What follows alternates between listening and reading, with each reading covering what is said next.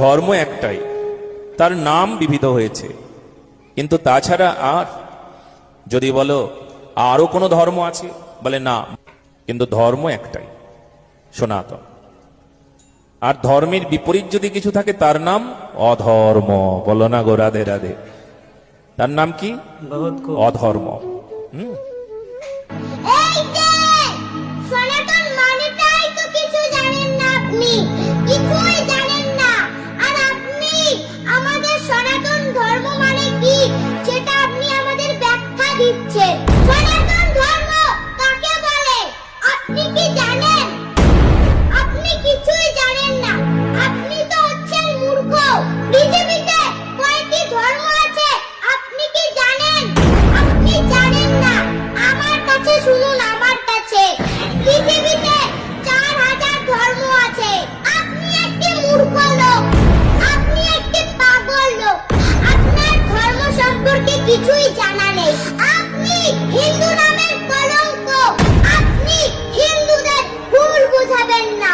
আপনি তো বললেন সনাতন ধর্ম ছাড়া পৃথিবীতে আর কোনো ধর্ম নেই, আপনি ভুল ব্যাখ্যা দিলেন। আপনি একটা মূর্খ লোক, আপনার ধর্ম সম্পর্কে কোনো জ্ঞান নেই।